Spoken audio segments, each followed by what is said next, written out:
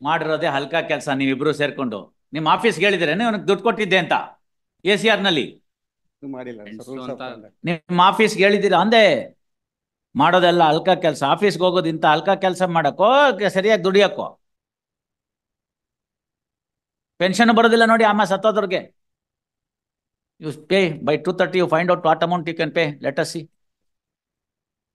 ಅರ್ಥ ಆಯ್ತಾ? ಬಹಳ ಸದ್ಗುಣ ಸಂಪನ್ನರಲ್ಲ ನೀವು ಮಾಡಿರೋದು. ಅಲ್ಲಿಗೆ ಏನಾಗಿರುತ್ತೆ ಅಂತ ಏನೋ ಬಹಳ ಅಲ್ಲ, ಅವಾಗ ಏನಾಗಿರುತ್ತೆ ಹೇಳಿ? ಸ್ನೇಹಿತರು ಅಂತ ಸ್ನೇಹಿತರಲ್ಲ. ನಾವೇನ್ ತಿಳ್ಕೊಬೇಕು ಅಂತಂದ್ರೆ ಸಂಬಳದ ಅಲ್ದಲ್ನೆ ಬೇರೆ ದುಡ್ಡು ನಿಮ್ಗೆ ಇತ್ತೇನೋ ಅದನ್ನ ಕೊಟ್ಟಿದ್ದಾರೆ ಅಂತ ತಿಳ್ಕೊಬೇಕು. ಒಂದೆರಡು ರೂಪಾಯಿ ಅಲ್ವಲ್ಲ, 2 ಲಕ್ಷ ತಾನೆ. ಹೆಂಗಿನ್ ಬರುತ್ತೆ ಅಷ್ಟೊಂದು ದುಡ್ಡು? ಅದನ್ನ ಲೋನ್ ಅಲ್ಲಿ ಕೊಟ್ಟಿದೀವಿ ಅಂತ ಹೇಳಿ 2:30. ಒಂದು 2 days time No, nothing doing. By 2:30 if he is paying, otherwise I'll dictate the judgment. Yes, Bandri madam. The petitioner, my lord, 75% is already deposited, my lord. In 25% you ಕೊಟ್ಬಿಟ್ರೆ ಮುಗ್ದೆ ಹೋಯ್ತು case. On the last date of hearing, the party was present. None pronote ಅವ್ರ ಹತ್ರ ಇದೆ ಸ್ವಾಮಿ. They undertook to return it back to me. ಅದೆಲ್ಲ ಮಾತುಕತೆ ಆಯ್ತು. ನಿಮ್ ಕೊಲಿಗ್ ಹೇಳಿದ್ರು, ಅವ್ರನ್ನ ಕೇಳಿದಿವಿ, ಅವ್ರ ಪ್ರೊನೋಟ್ ಇಲ್ಲ ಅಂತಾರೆ. ಇನ್ಯಾವುದು ಇಲ್ಲ ಅಂತ ಬರ್ಕೊಡ್ತಾರೆ ಅಷ್ಟೇನೆ. 50,000. ಅದನ್ನೇ ಕೇಳಿದೀವಿ. My lordship had directed us to deposit 50,000. I'll deposit 50,000. So my client is present before the lordship. ಒಂದು ಅಂಡರ್ಟೇಕಿಂಗ್ ಕೊಡಿ. ಈ ಪ್ರೊನೋಟ್ ಮೇಲೆ, ಇವ್ರು ಕೊಟ್ಟಿರಬಹುದಾದಂತ ಪ್ರೊನೋಟ್ ಮೇಲೆ ಇನ್ಯಾರೇ ಕೇಸ್ ಹಾಕಿದ್ರೆ ಅದು ಡೌನ್ ಕೊಡ್ತಾನೆ. ಕೇಳಿ ಬಾರೇ ಅಲ್ಲಿ ಮುಂದೆ ಬಾಪ. ಏನ್ ತಮ್ಮ ಹೆಸರೇನು? ಜಯರಾಮನ್ನ ನೋಡಿ. ಅವ್ರದ್ದೇನೋ ಪ್ರೊನೋಟ್ ಇದೆಯಂತ ನಿಮ್ಮ ಹತ್ರ? ಪ್ರಮಾಣ ಆಗಿದ್ದಿದ್ರೆ ಇಲ್ಲಿ ತನಕ ಕೇಸೇ ಬರ್ತಿರ್ಲಿಲ್ಲ. ಹೈಕೋರ್ಟ್ ತನಕ ಇರ್ಲಿ. ಪ್ರಮಾಣಕ್ಕೆಲ್ಲ ಏನ್ ಬೆಲೆ ನಿಮ್ಗೆ ಗೊತ್ತಿರುತ್ತೆ. ಇಲ್ಲಿ ಕೇಳಿ, ಅವ್ರು ಹೇಳ್ತಾರೆ ನಿಮ್ದೊಂದು ಅವ್ರದೊಂದು ಪ್ರೊನೋಟು ಸೈನ್ ಮಾಡಿಕೊಟ್ಟಿದ್ದು ನಿಮ್ಮ ಹತ್ರ ಇದೆ ಅಂತ. ಇಲ್ಲ ಅಂತ ಆದ್ರೆ ನೀವೊಂದು ಬರ್ತ್ ಕೊಡಿ. ಏನಂತ ಅಂದ್ರೆ, ಈ ನಾಗಮ್ಮನ ಮೇಲೆ ಯಾರು ಪ್ರೊನೋಟ್ ದಾವ ಹಾಕಿದ್ರೆ ಇವತ್ತಿಂದ 1 ವರ್ಷದಲ್ಲಿ ಅದಕ್ಕಾಗೋ ದುಡ್ಡೆಲ್ಲ ನಾನೇ ಕಟ್ಕೊಡ್ತೀನಿ ಅಂತ.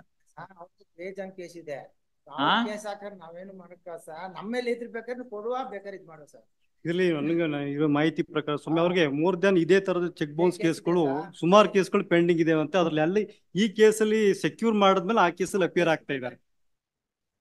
ಇವರಿಬ್ಬರ ಮಧ್ಯಾಹ್ನ ಬೇರೆಯವ್ರ ಮೇಲೆ ಮತ್ತೆ ನೀವ್ ಯಾಕೆ ಯೋಚನೆ ಮಾಡ್ತೀರಿ? ಅದ್ರಲ್ಲಿ ಹೇಳಿದ್ದು ನೀವ್ ಯಾಕೆ ಯೋಚನೆ ಮಾಡ್ತೀರಿ? ಅವ್ರ ಪ್ರೊನೋಟ್ ಅನ್ನ ಬೇರೆಯವ್ರಿಗೆ ನೀವ್ ಯಾಕೆ ಯೋಚನೆ ಮಾಡ್ತೀರಿ? ಅಲ್ಲ, ನಾನು ಏನ್ ಹೇಳಕ್ ಬರ್ತಿತ್ತು ತಮ್ಗೆ ಅಂತಂದ್ರೆ, ಪ್ರೊನೋಟ್ ಅನ್ನ ಬೇರೆಯವ್ರಿಗೂ ಕೊಟ್ಟಿರ್ಬೋದು ಅಥವಾ ಬೇರೆಯವ್ರ ಕೇಸ್ ಹಾಕಿದಾಗ how can we responsible that my humble submission. You deposit 50%. false submission, my lord, that they are making. ಬಹಳ ಒಳ್ಳೆ ಕೆಲಸ ಮಾಡ್ಬಿಟ್ಟಿದ್ದಾರೆ ಬಿಡ್ರಿ. ಊರವ್ರಿಗೆಲ್ಲ ಟೋಪಿ ಹಾಕೊಂಡು ಓಡಾಡಿದ್ರೆ ಹೆಂಗಸಾಕಿದ್ಕೊಂಡು ನಾಚಿಕೆ ಆಗ್ಬೇಕು. ಬಿಡಿ ಸಾಕು ಅಲ್ಲಿಗೆ. You deposit 50,000 rupees today. My lord, tomorrow, my lord, she's no ಇವತ್ತು ಪಾಸ್ ಓವರ್ 2:30 ಡೆಪಾಸಿಟ್ ಮಾಡಿ. ಆಮೇಲೆ ನೋಡೋಣ. My lord, in so far as the pronote is concerned, my lord, ನೀವು ಡೆಪಾಸಿಟ್ ಮಾಡ್ರಿ, ಆಮೇಲೆ ನೋಡೋಣ. Oblige, my lord. ಆಯ್ತು ಇವ್ರೆ, ನೀವೊಂದು ಆಖರಿ ಕೇಸು ಯಾರು ಬೇಡ ಅಂತಾರೆ. ಈಗಿರೋ ದುಡ್ಡು ಕೊಟ್ಬಿಡಿ. If you have got any misuse ಅವಾಗ ನೀವು ಹಾಕಿ ಕ್ರಿಮಿನಲ್ ಕೇಸ್. ಎಷ್ಟಿದೆ amount? 2,62,500.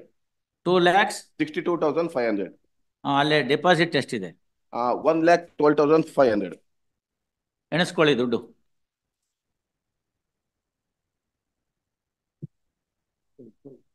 What is the cheque amount?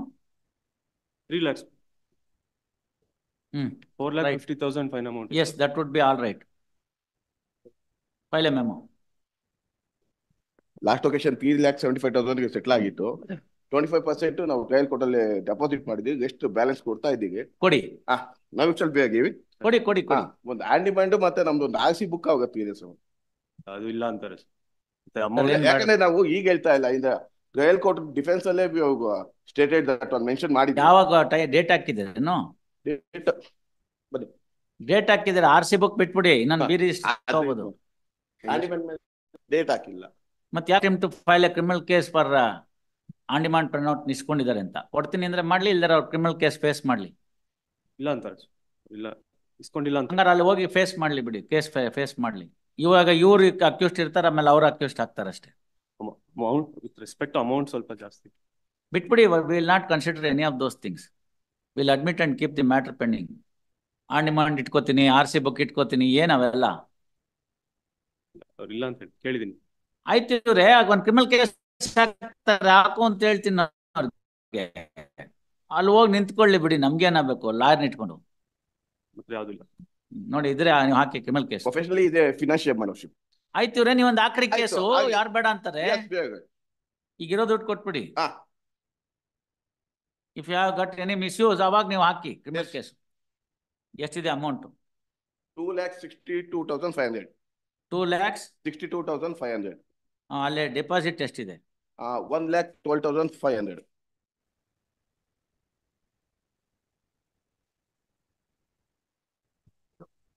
ಆರು 1 7 ಅಲ್ಲಿಗೆ 375 ಆಯ್ತು. ಹೌದು. ಎಣಿಸ್ಕೊಳ್ಳಿ ದುಡ್ಡು.